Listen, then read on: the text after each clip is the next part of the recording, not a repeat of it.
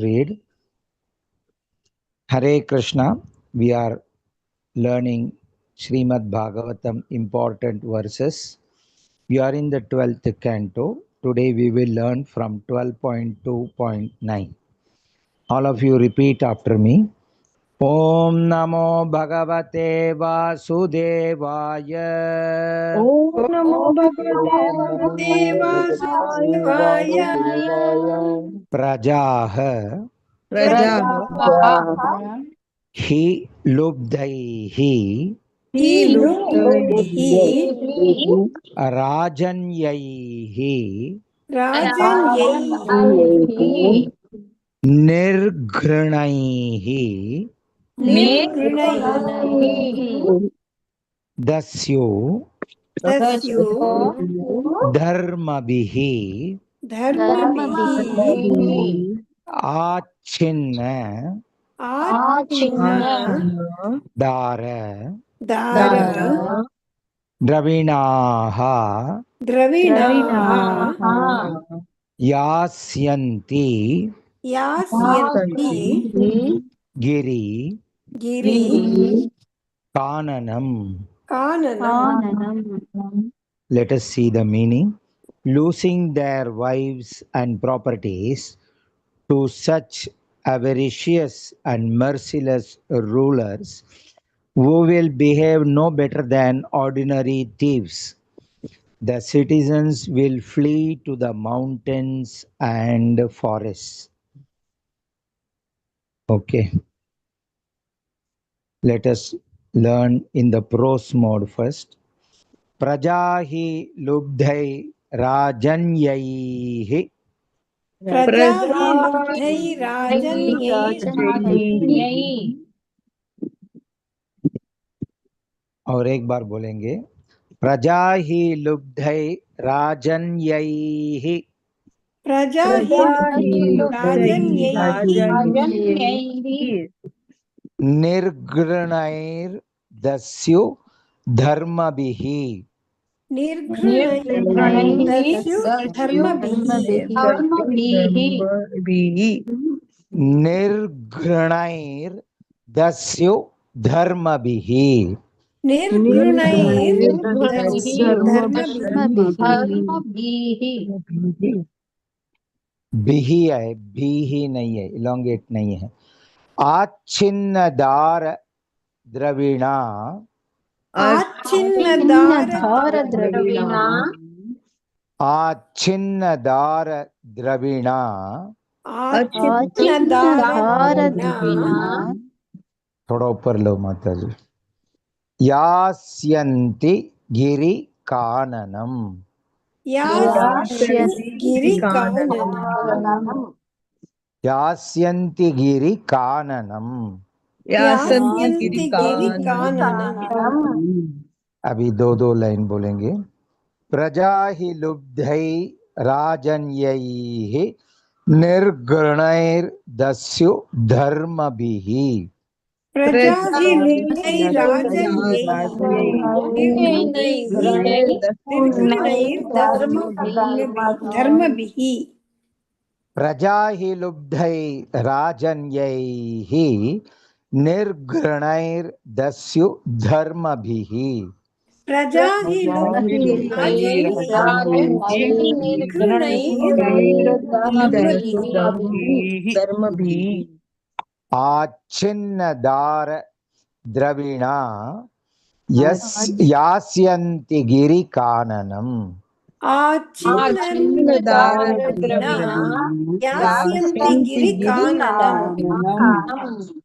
आच्छिन्न दार द्रविणा यास्यन्ति गिरि काननम Achinadara Dravina Yasyanti Girikananam पूरा श्लोक प्रजा हि लुब्धै राजन्यैः निर्घृणैर्दस्यु धर्मभिः आच्छिन्न दार द्रविणा यास्यन्ति गिरि काननम प्रजा हि लुब्धै राजन्यैः निर्गुणैर्दस्यु धर्मभिः आचिन्नदारदारद्रविणा यास्यन्ति गिरिकाननम्. One more time. Prajahi lubdhai rajanyaihi nirghanair dasyo dharmabhihi आच्छिन्नदारद्रविणा यास्यन्ति गिरि काननम. प्रजा हि लुब्धै राजन्यैः निर्गुणैर्दस्यु धर्मभिः आच्छिन्नदारद्रविणा यास्यन्ति गिरिकाननम्. प्रजा हि लुब्धैराजन्यैः प्रजा हि प्रजा हि लुब्धैराजन्यैः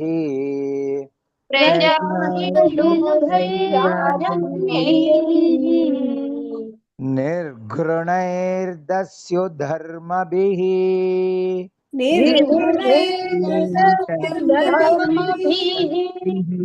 निर्घृणैर्दस्यु धर्मभिः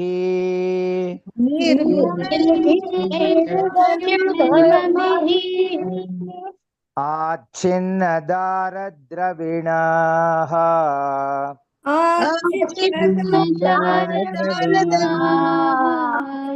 आच्छिन्नदारद्रविणाः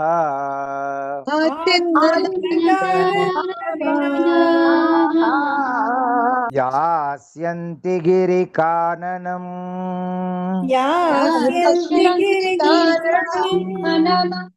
यास्यन्ति गिरिकाननम्.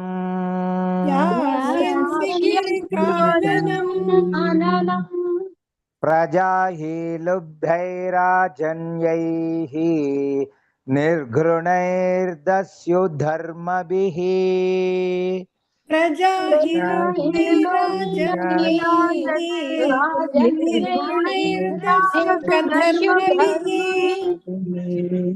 प्रजा हि लुब्धैराजन्यैः निर्घृणैर्दस्य धर्मभिः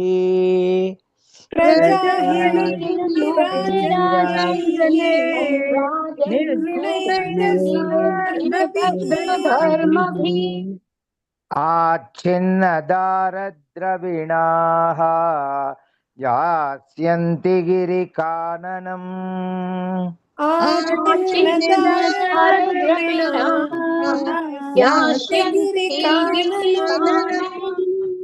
आच्छिन्नदारद्रविणाः यास्यन्ति गिरिकाननम्.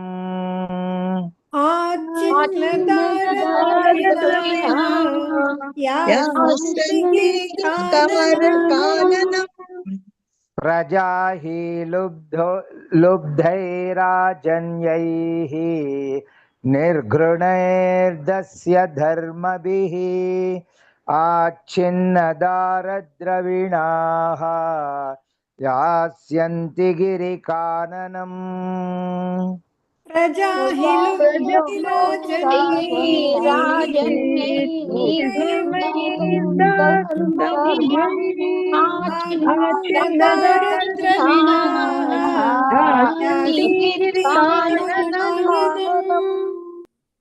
प्रजा हि लुब्धैराजन्यैः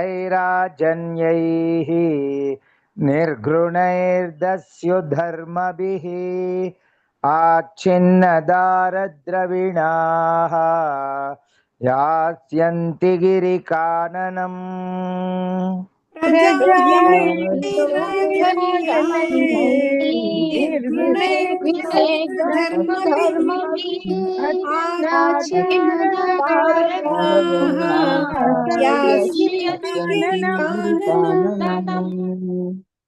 Next shloka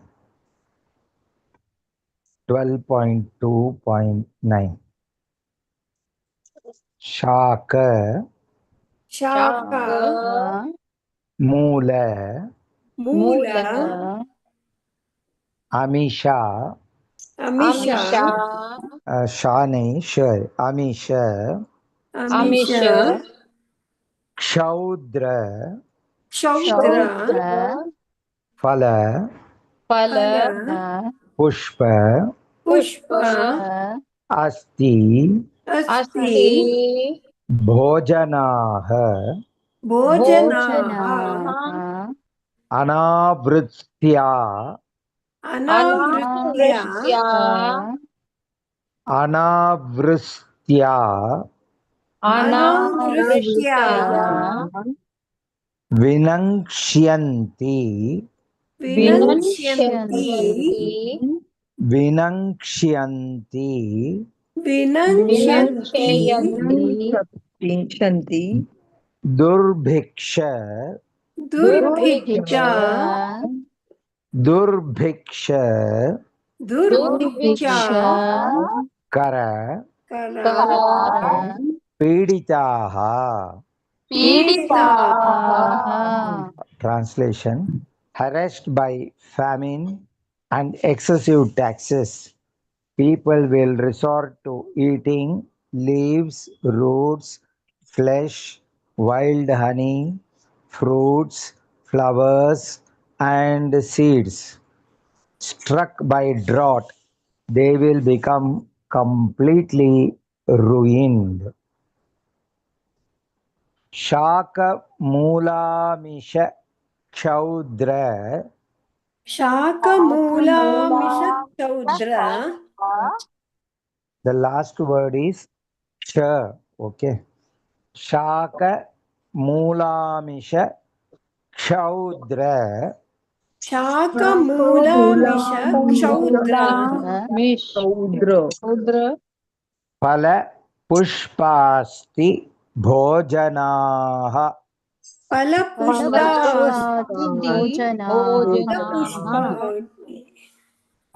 pushpasti bhojanaha फलपुष्पास्ति भोजनाः अनावृष्ट्या विनङ्क्ष्यन्ति अनावृष्ट्या विनश्यन्ति अनावृत्या विनङ्क्ष्यन्ति अनावृष्ट्या विनश्यन्ति दुर्भिक्ष करपीडिताः दुर्भिक्षकरपीडिताः दुर्भिक्ष करपीडिताः दुर्भिक्षकरपीडिताः दो लाइन शाक मूलामिष क्षौद्र फल पुष्पाष्टि भोजनाः शाकमूलामिषौद्र फलपुष्पास्ति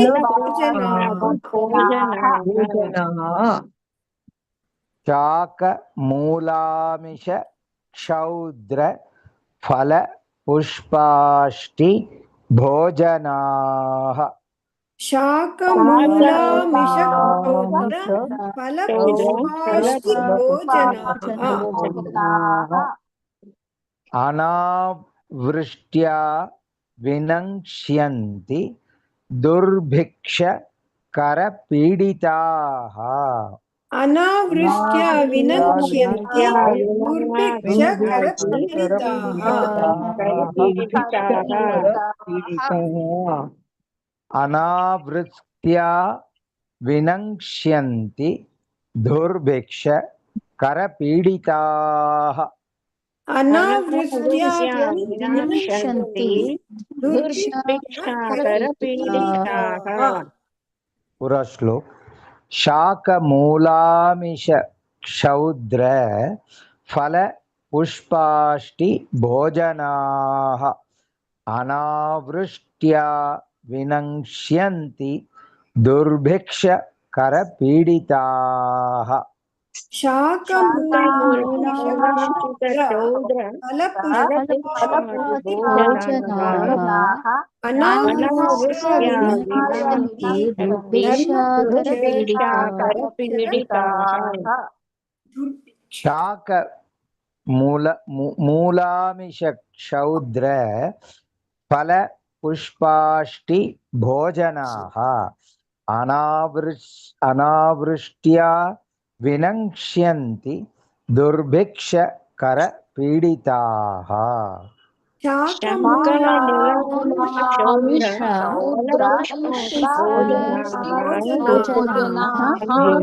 अनावृष्ट्या विनश्यन्ति दुर्भिक्षाकरपीडिताः पीडिता ट्यून में सीखेंगे शाकमूलामिष क्षौद्र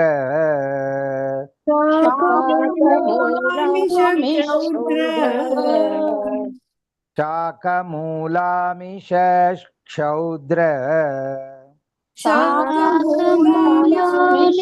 क्षौद्र फलपुष्पाष्टिभोजनाः फलपुष्पाष्टिभोजनाः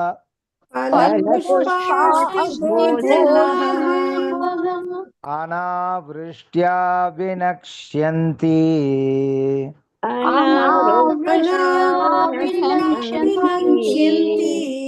अनावृष्ट्या विनक्ष्यन्ति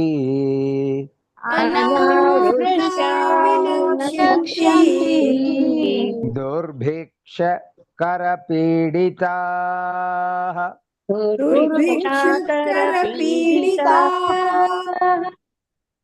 दुर्भिक्षकरपीडिताः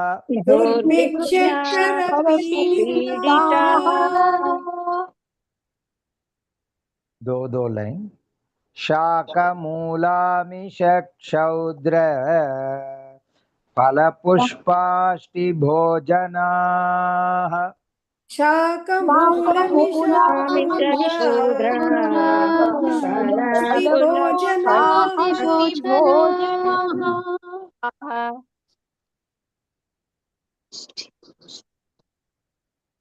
हरे कृष्णा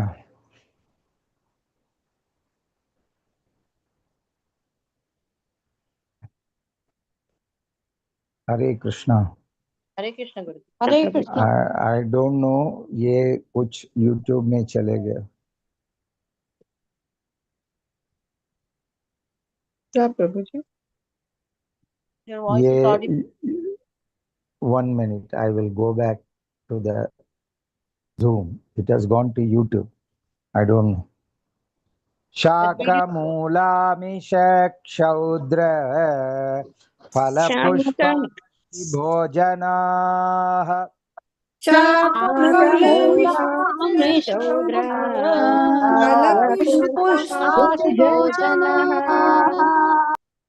अनावृष्ट्या विनक्ष्यन्ति दुर्भिक्षकरपीडिताः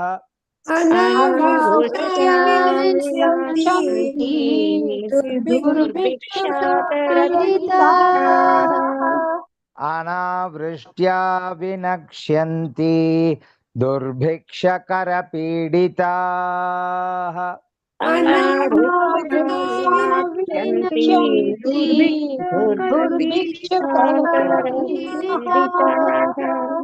पूरा श्लोक शाकमूलामिष क्षौद्र फलपुष्पाष्टिभोजनाः अनावृष्ट्या विनक्ष्यन्ति दुर्भिक्षकरपीडिताः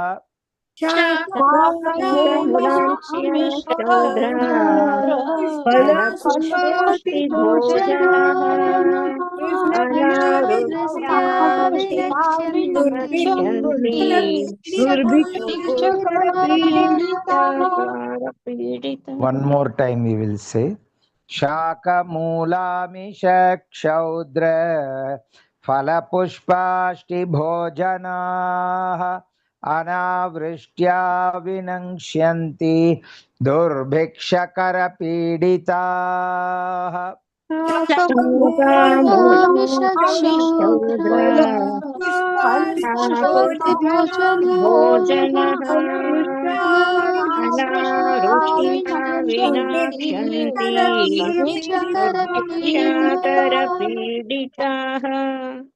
Next shloka is only one line. We'll finish that.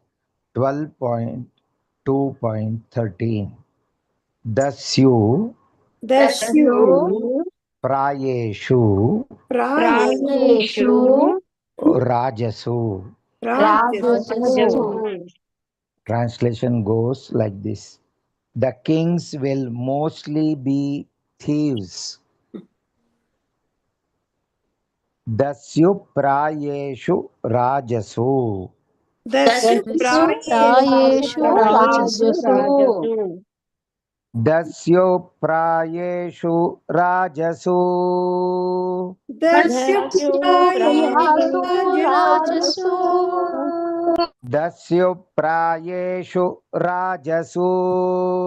Dasyu Prayeshu Rajasu. Next shloka.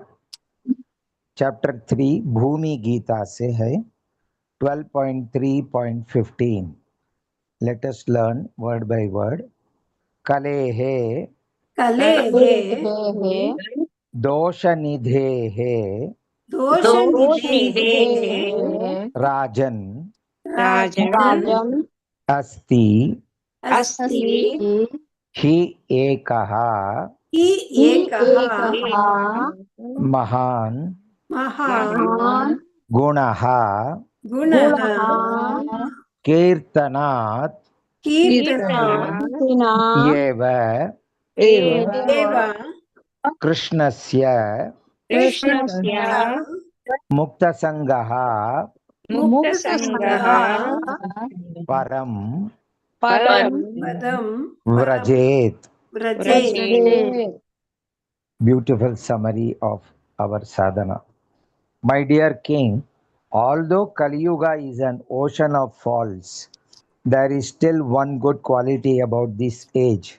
Simply by chanting the Hare Krishna Mahamantra, one can become free from material bondage and be promoted to the transcendental kingdom. Let us learn line by line. Kaler doshanidhe rajan Kale Doshanidhe Rajan asti eko mahan gunaha. Asti Eko Mahan Gunaha Kirtanadeva krishnasya Kirtanadeva mukta sanga param vrajet. Mukta Sangha Vraje. Kaler doshanidhe rajan asti heko mahan gunaha. Kale Doshanidhe Rajan Asti Eko Mahan Gunaha Kirtanadeva krishnasya mukta sanga param vrajet. Kirtana Deva Krishnasya Sangha Param Vraje. Pura shlok. Kaler doshanidhe rajan asti heko mahan gunaha. Kirtanadeva krishnasya mukta sanga param vrajet. Kale Dosha Nidhe Rajan Asti Heko Mahan Gunaha Kirtana Deva Krishnasya Mukta Sangha Param Vraje. Kaler doshanidhe rajan. Kale Dosha Nidhe Rajan Kaler doshanidhe rajan. Kale Dosha Nidhe Rajan Asti hyeko mahan gunaha. Asti Heko Mahan Gunaha Asti hyeko mahan gunaha. Asti Heko Mahan Gunaha Kirtanat eva krishnasya. Kirtana Deva Krishnasya Kirtanat eva krishnasya. Kirtana Deva Krishnasya Mukta sanga param vrajet. Mukta Sangha Param Vraje. मुक्तसङ्गः परं व्रजेत् मुक्तसङ्गः परं व्रजेत् कलेर्दोषनिधे राजन् अस्ति ह्येको महान् गुणः कलेर्दोषनिधे राजन् अस्त्येको महान् गुणः कलेर्दोषनिधे राजन् अस्ति ह्येको महान् गुणः कलेर्दोषनिधे राजन् अस्त्येको महान् गुणः कीर्तनाद् एव कृष्णस्य मुक्तसङ्गः परं व्रजेत् कीर्तनादेव कृष्णस्य परं व्रजेत् कीर्तनाद् एव कृष्णस्य मुक्तसङ्गः परं व्रजेत् कीर्तनादेव कृष्णस्य मुक्तसङ्गः परं व्रजेत् कलेर्दोषनिधे राजन् अस्ति ह्येको महान् गुणः कीर्तनाद् एव कृष्णस्य मुक्तसङ्गः परं व्रजेत् कलेर्दोषनिधे राजन् अस्त्येको महान् गुणः कीर्तनादेव कृष्णस्य मुक्तसङ्गः परं व्रजेत् कलेर्दोषनिधे राजन् अस्ति ह्येको महान् गुणः कीर्तनाद् एव कृष्णस्य मुक्तसङ्गः परं व्रजेत् कलेर्दोषनिधे राजन् अस्त्येको महान् गुणः कीर्तनादेव कृष्णस्य मुक्तसङ्गः परं व्रजेत् आज सीखा हुआ श्लोक एक बार रिवीजन करेंगे। मैं करता हूं, आप लोग को सिर्फ सुनना है।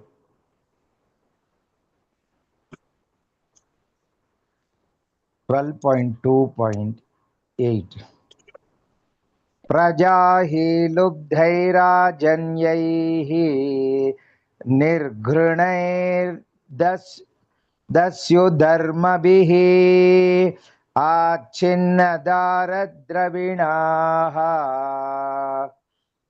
यास्यन्ति गिरिकाननम्। 12.2.9 शाकमूलामिषक्षौद्र फलपुष्पाष्टिभोजनाः अनावृष्ट्या विनक्ष्यन्ति दुर्भिक्षकरपीडिताः। 12.2.13 दस्युप्रायेषु राजसु।